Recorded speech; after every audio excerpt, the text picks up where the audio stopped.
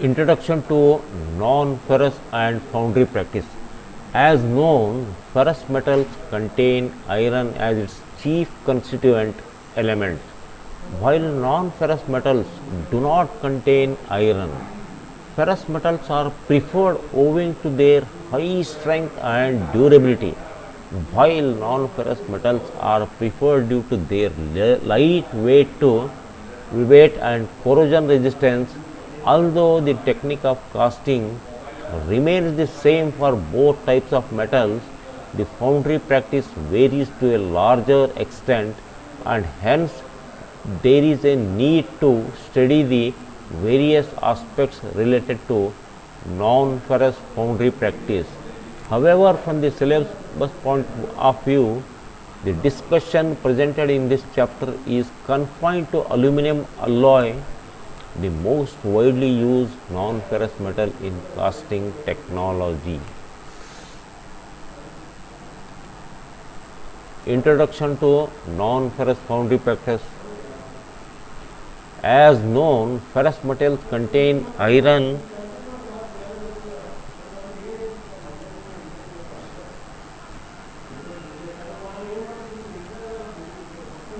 Advantages and limitations of aluminum castings. Advantages of all the ferrous castings, aluminum casting exhibits high strength to weight ratio. Aluminum casting alloys display excellent fluidity characteristics for casting thin sections and fine. Aluminum casting alloys melt at relatively low temperature, thereby reducing the problems related to melting, pouring, and essential furnace requirements. Aluminum castings can be produced almost by every known process, thereby offering a broad range of volume, productivity, quality, mechanization, and specialized capabilities. Metallurgically or mechanically bonded bimetal parts can also be routinely cast. Aluminum castings require low capital requirements. Owing to its high strength to weight ratio and corrosion resistance, aluminum castings are preferred in aerospace and automotive industries. Limitations. Aluminum castings are more expensive than ferrous castings. Aluminum casting exhibits poor resistance to abrasion and wear.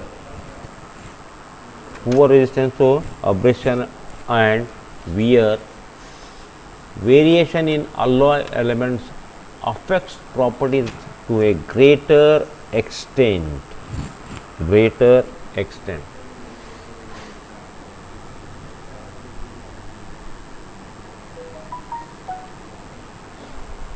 Melting of aluminum alloys. Aluminum alloys can be melted in direct or indirect fuel fired furnace or in electrically heated furnaces like crucible furnace, induction furnace, etc. The present section describes the details of lift out type crucible furnace. So, this is the lift out type crucible furnace. Of course, the sketch is very small. So, due to the availability of the space, so this crucible lift out type crucible furnace, the construction is very simple. So, it is a mild steel shell, and inside the mild steel shell, brick, the fire bricks are lined or refractory lining is provided, and this is the lid to close the furnace. So, here you can see in the cover or lid a passage is there, or it is called as vent, to get rid the gases, get rid the gases from this vent, and here fuel is supplied, and then the fuel is ignited, and here the fuel continuously circulates to the crucible and melting the aluminum alloy. Liquid fuel, alcohol, refractory linings, liquid cut crucible. Lifter type crucible furnace. Lifter type crucible furnace is one of the oldest and simplest type of furnace used for melting aluminum alloys, also other non-ferrous alloys, in small volumes. The furnace, as illustrated in its simplest form in the figure 3.14, consists of a crucible made of a refractory material, usually a clay graphite mixture or of a high temperature steel alloy. The crucible itself acts as a ladle. The charge placed inside the crucible is heated through the valves of the crucible by means of heat source like oil, gas, or electricity. After the melt has reached the desired temperature, the crucible is lifted out of the furnace with tongs and poured into the mold cavity.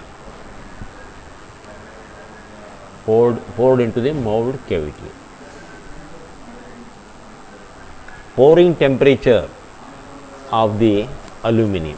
The pouring temperature refers to the temperature of the molten metal before it is poured into the mold. The pouring temperature has to be higher than the solidification temperature of the metal in order to allow the free flow of molten metal in all regions of the mold cavity well before solidification is completed. However, it must be noted that the temperature difference must not be too high, as heat from the mold cavity has to be quickly removed in order to speed up the solidification process and achieve directional solidification. The difference between the solidification temperature and the pouring temperature of the metal is designated by the term superheat, which is the most important parameter to be considered in melting and pouring operations. For example, aluminum alloy has melting temperature of 660 degrees centigrade, with its corresponding pouring temperature ranges between 700 to 750 degrees centigrade and not above this higher limit.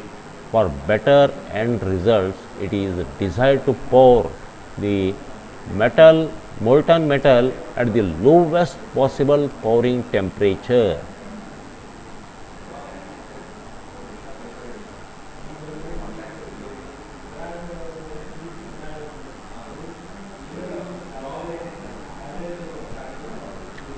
Stir casting.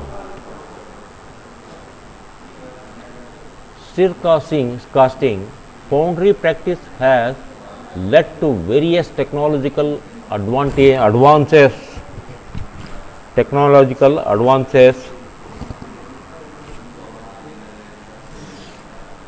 with respect to materials and process from which metals can be efficiently and economically cast.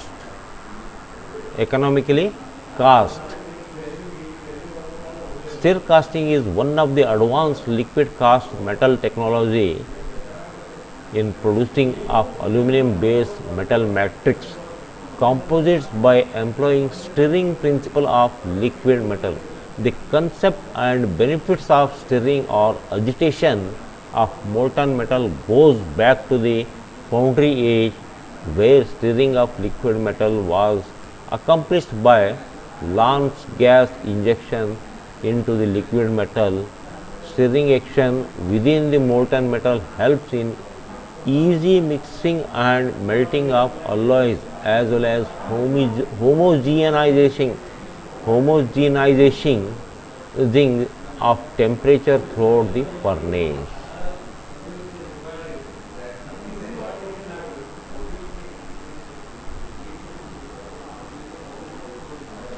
So this is the sketch of stirring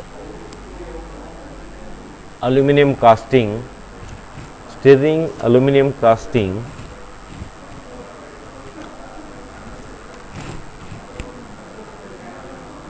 Stir casting setup.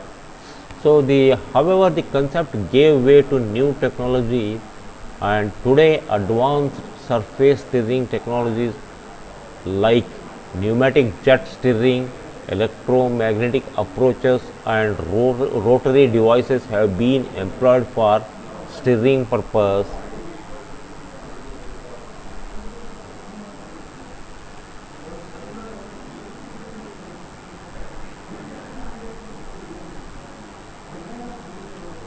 Operation. The schematic representation of the stir casting process is illustrated in its simplest form in figure. The arrangement consists of a furnace inside which a graphite or cast iron crucible is surrounded by a coil of copper wire is placed. The crucible holds the charge of metal to be melted. A power alternating current, then the AC current is supplied. Current flows and when the current flows through the coil of the wire, creating a rapidly reversing magnetic field that penetrates the metal, the magnetic field induces eddy current and circulating electric currents inside the metal by electromagnetic induction, thereby producing stirring action within the molten metal. Meanwhile, the reinforcement or alloying of the elements are added to the molten metal and then stirred continuously by means of a stirrer for a short duration to create a vortex that forces the slightly lighter particles into the melt. The molten metal is then transferred into the preheated ladle and then poured into the mold of desired shape. Since aluminum reacts rapidly with the surrounding oxygen, an inert gas like argon gas is used as the carrier gas to assist injection of alloying elements. Reinforcement and pouring metal is in a clean form.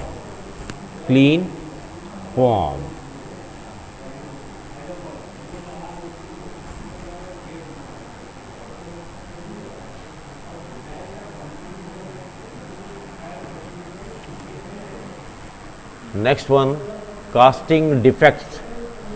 Casting process involves a number of variables and a loss of control in any of these variables can cause defects under certain circumstances. Some of the common casting defects, their features and remedies to prevent such defects are discussed below. Shrinkage defect. Shrinkage is a void on the surface of casting resulting from the contraction or shrinkage of metal during solidification process. Referring the figure 3.7, although a riser is used to overcome the shrinkage effect, in some cases it fails to feed the molten metal efficiently to the casting as it solidifies.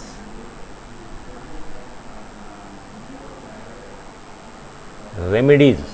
This is the shrinkage defect. A small sketch is shown. This is the shrinkage defect. Shrinkage cavity is formed due to the imperfect penetration of the molten metal. So, remedies: use of large screw and riser to promote the directional solidification process. Second one, locate risers and gating system in correct positions. Third, gates should be cut as wide as possible. Porosity defect.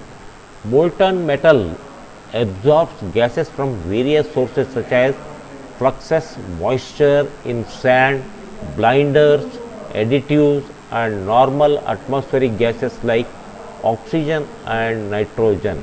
If these gases are not allowed to escape, they get entrapped in the mold cavity, forming small balloon shaped voids or cavities, leading to porosity defects in castings. Two types of gas related defects occur in castings. They are blowhole and pinhole. Blowhole and pinhole. So it is shown here blowhole. So one blowhole is very near to the surface and another blowhole is so slightly near to the surface, and pinholes, very small holes are formed, so everywhere. So of course so it is seen in the sketch, it is seen that they are all near to the surface, near to the surface. Defects, yes. Remedies: avoid excess ramming of mold, provide proper vent holes, avoid excessive use of organic materials.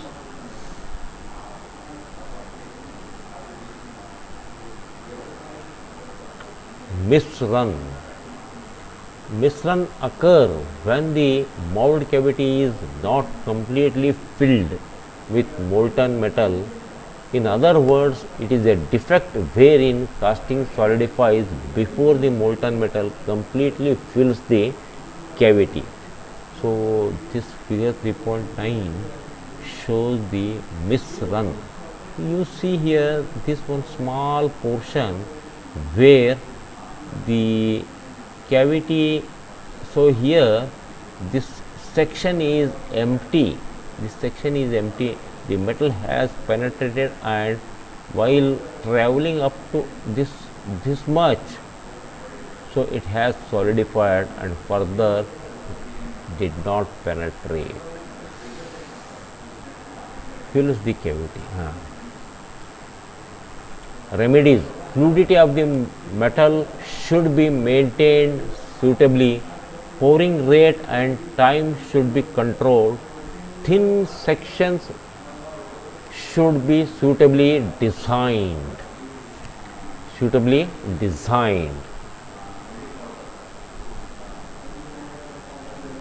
Penetration: when the fluidity of the liquid metal is high, it may penetrate into the sand mold, pour into the voids between the sand particles. A fused aggregate of metal and sand appears on the surface of the casting, leading to defect. Refer this figure 3.10. So here this is the metal penetrated into the sand due to the high pouring temperature. This happens sometimes. So that is why controlled temperature is required to avoid such kind of defects. Remedies: sand should be properly rammed. Do not use too coarse sand. Control proper temperature of melt.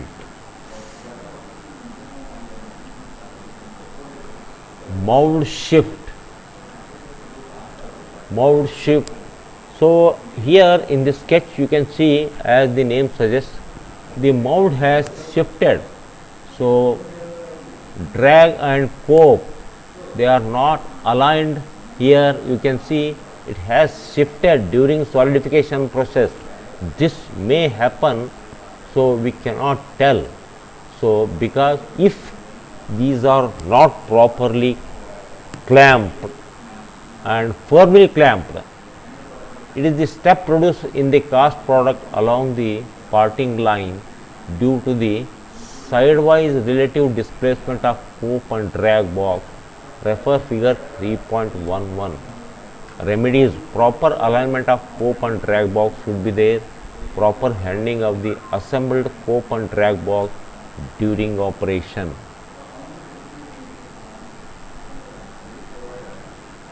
Advantages and limitations of casting.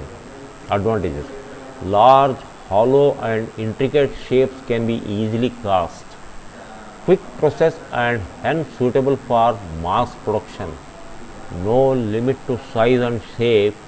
Parts ranging from few millimeters to meters and few grams to tons together can be cast efficiently and economically.